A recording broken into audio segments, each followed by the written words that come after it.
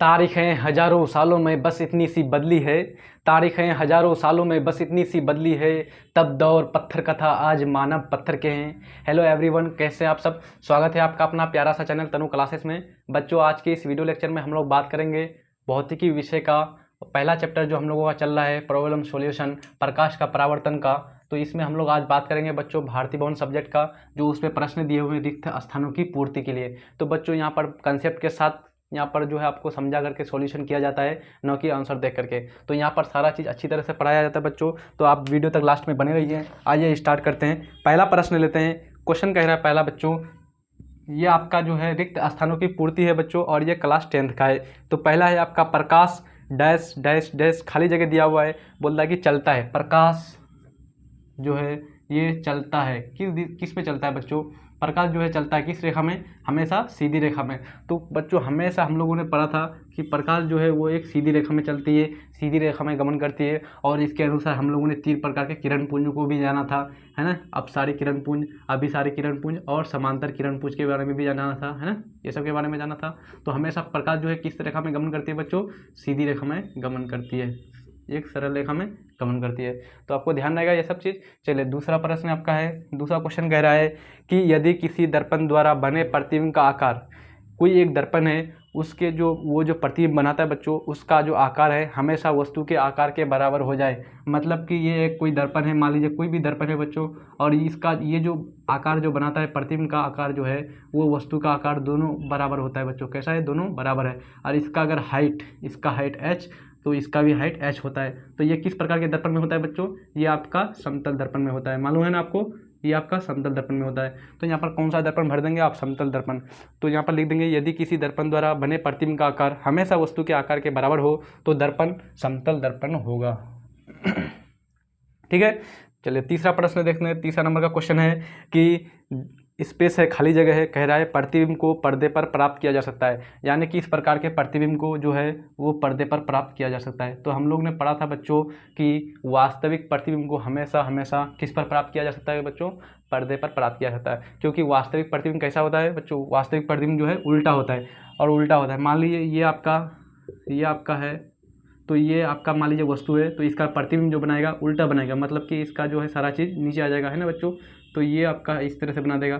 तो जब इसको पर्दे पर डालेंगे बच्चों, मतलब इसको पर्दे पर जो डालेंगे ना, इस पर्दे पर, तो ये सामने लाइट जैसे मारेंगे फोकस, तो ये आपका सीधा हो जाएगा, फिर हम लोग को सीधा दिखने लगेगा। यानी कि आप जैसे बच्चों सिनेमा हॉल में गए होंगे मूवी देखने के लिए, तो वो कैसा प्रतिबिंब रहता है बच्चों, वास्तविक। उसको जैसे पर्दे पर प्राप्त किया जाता है वो सीधा हो जाता है फिर, तो तब हम लोग को दिखने लगता है वो। तो वास्तविक प्रतिबिंब को हमेशा किस पर प्राप्त किया जाता है, पर्दे पर। तो यहाँ पर लिख देंगे, आपको तीसरे नंबर का प्रश्न का आंसर हो जाएगा वास्तविक प्रतिबिंब। ठीक है बच्चों। चौथा प्रश्न है आपका। चौथा कह रहा है किसी दर्पण में आपतन कोण हमेशा बराबर होता है, यानी कि डैश डैश बराबर होता है। तो हम लोगों ने जाना था बच्चों परावर्तन के नियम के में कि आपतन का कोण हमेशा किस कोण के बराबर होता है, परावर्तन के कोण के बराबर होता है। ये किसका नियम था, परावर्तन का नियम था। परावर्तन के नियम हम लोग 2 पढ़े थे, है ना। आपतन कोण, आपतित किरण, परावर्तित किरण और अभिलंब तीनों एक ही तल में होगा, और आपतन कोण परावर्तन कोण आपस में हमेशा बराबर होगा। तो यहाँ पर भर देंगे क्या बच्चों, परावर्तन कोण के बराबर होगा।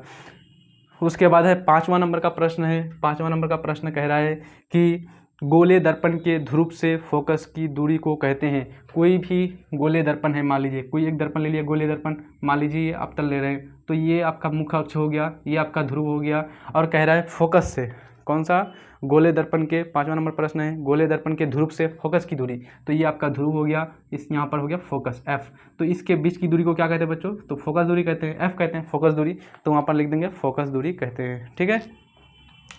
छठा प्रश्न है आपका। छठा प्रश्न कह रहा है कि गोले दर्पण की वक्रता त्रिज्या उसकी फोकस दूरी की डैश डैश डैश होती है, यानी कि क्या होती है। तो वहाँ पर क्या हो जाएगा बच्चों, हम लोगों ने रिलेशन पढ़ा था गोले दर्पण में, F बराबर R/2 पढ़े थे बच्चों हम लोग। तो R का मान पूछ रहा है हम लोग को, कह रहा है कि किसी गोले दर्पण में वक्रता त्रिज्या R क्या होता है। तो ये इसके साथ मल्टीप्लाई कर दिए, है ना। तो R बराबर कितना हो जाएगा बच्चों, 2F, यानी फोकस दूरी का 2 गुना, है ना। फोकस दूरी का क्या हो जाएगा, 2 गुना। तो यहाँ पर क्या हो जाएगा, 2 गुना होता है। फोकस दूरी का कैसा होता है, 2 गुना होता है। तो खाली लिख देंगे हम लोग 2 गुना। 7वां प्रश्न है आपका। 7वां नंबर का क्वेश्चन कह रहा है कि खाली जगह दर्पण में वास्तविक और आभासी दोनों प्रकार के प्रतिबिंब कर सकते हैं। यानी कि स्पेस दिया हुआ है आपका, रिक्त स्थान दिया हुआ है और कह रहा है कि डैश डैश डैश वास्तविक और काल्पनिक दोनों प्रकार के प्रतिबिंब प्राप्त कर सकते हैं। तो वो कौन सा दर्पण होगा बच्चों? वो हमेशा अवतल दर्पण होगा, क्योंकि हम लोग जानते हैं समतल और उत्तल हमेशा का हमेशा काल्पनिक प्रतिबिंब बनाता है। अवतल और उत्तल किस प्रकार का प्रतिबिंब बनाता है बच्चों? वो आपका हमेशा काल्पनिक प्रतिबिंब बनाता है। लेकिन अवतल जो है ये काल्पनिक और वास्तविक दोनों बनाता है बच्चों। तो यहाँ पर हो जाएगा आपका अवतल दर्पण। 8वां प्रश्न है आपका, 8वां क्वेश्चन कह रहा है कि उत्तल दर्पण द्वारा वास्तविक वस्तु के केवल डैश डैश प्रतिबिंब बनते हैं। यानी कि एक उत्तल दर्पण किस प्रकार का प्रतिबिंब बनाता है बच्चों? एक उत्तल दर्पण हमेशा हमेशा काल्पनिक प्रतिबिंब बनाता है और सीधा बनाता है। तो यहाँ पर लिख देंगे काल्पनिक। कैसा बनाता है बच्चों? काल्पनिक, यानी कि आभासी, है ना, यानी कि आभासी। ठीक है, ये हो जाएगा आपका 8वां प्रश्न का। 9वां प्रश्न, जब कोई किरण दर्पण के फोकस की दिशा में आपतित होती है। जब कोई भी किरण जो है बच्चों, कोई भी किरण दर्पण के किस तरफ आती है? फोकस की तरफ आती है। मान लीजिए ये कोई दर्पण हो गया, मान लीजिए कोई भी दर्पण लीजिए, अवतल उत्तल, ठीक है, और इसकी फोकस की दिशा में अगर आ रही है, ठीक है, फोकस की दिशा में आती है, तो वह परावर्तन के बाद दर्पण के मुख अक्ष के, ये मुख अक्ष हो गया, इस दर्पण के मुख अक्ष के क्या हो जाती है बच्चों? समांतर हो जाती है।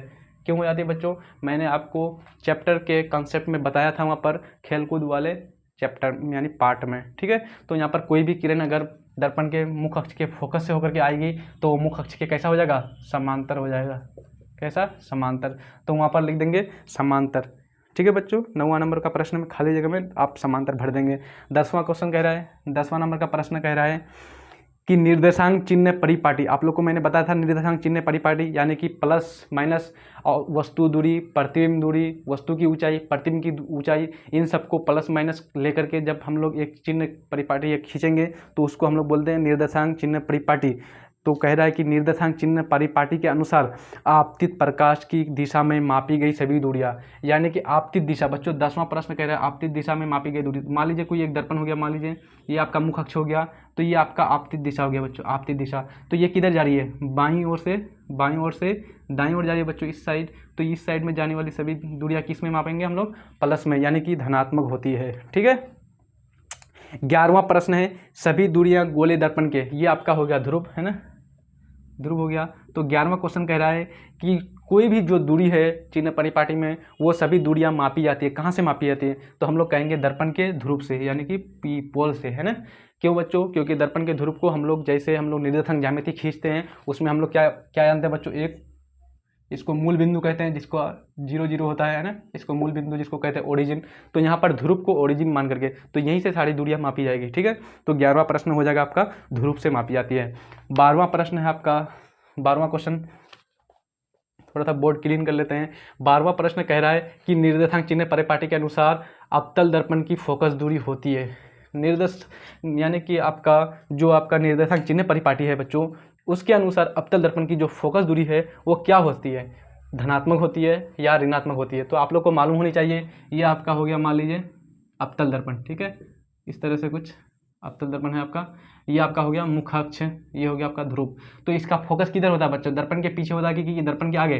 तो दर्पण के आगे होता है। और दर्पण के आगे अगर होगा तो हम लोग जाने थे कि बाईं ओर की सारी दूरियां मापी गई जो भी दूरी होगी वो हमेशा कैसी होती है? ऋणात्मक होती है, यानी कि माइनस होती है। तो हम लोग यहाँ भर देंगे क्या बच्चों? ऋणात्मक। ठीक है, फोकस दूरी, अवतल दर्पण का फोकस दूरी कैसा होगा? ऋणात्मक होगा। 13वां प्रश्न है कि प्रतिबिंब की ऊंचाई और वस्तु की ऊंचाई के अनुपात को, यानी कि प्रतिबिंब की ऊंचाई h डैश और वस्तु की ऊंचाई h, इसके दोनों के अनुपात को क्या कहते हैं? तो हम लोग इसके अनुपात को आवर्धन कहते हैं बच्चों, यानी m मैग्नीफिकेशन, है ना।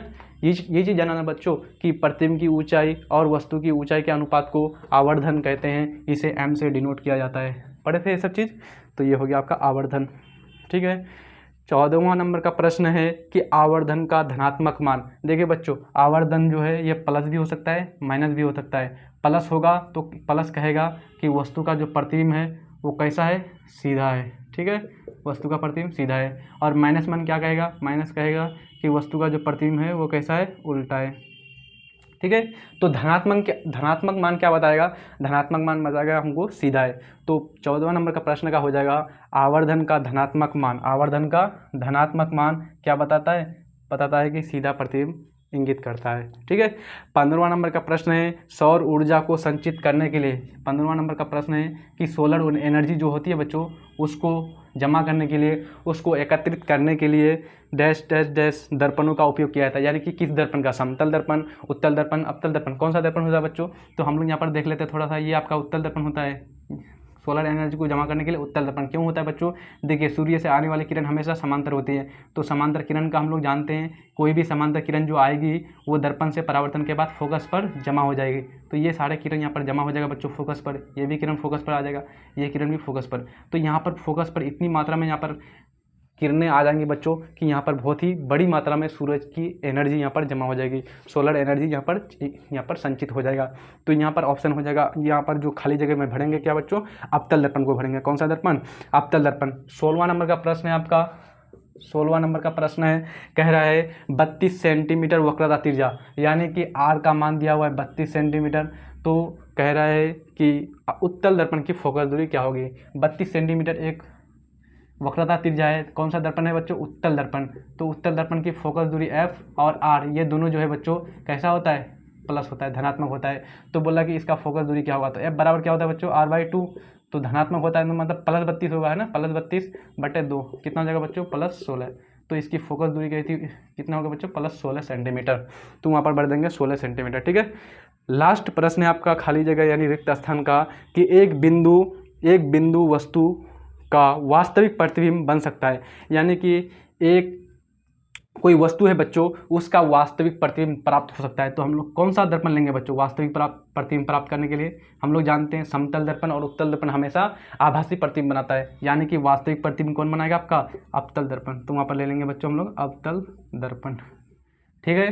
तो आई थिंक आज का जितना भी ये रिक्त स्थान वाला प्रश्न था, 17 प्रश्न बच्चों, ये आपको आसानी से समझ में आ गया होगा, किसी भी प्रकार की समस्या नहीं रही होगी आप लोगों को। तो आप लोग ज़्यादा से ज़्यादा शेयर कीजिए, वीडियोस को लाइक कीजिए, नए हैं तो चैनल में सब्सक्राइब कीजिए, क्योंकि इसमें आपको इस चैनल पर आपको सारा जो है बोर्ड का फुल्ली प्रिपरेशन यहाँ पर कराया जाएगा बच्चों। तो मिलते हैं नेक्स्ट वीडियो में, तब तक के लिए जय हिंद, धन्यवाद।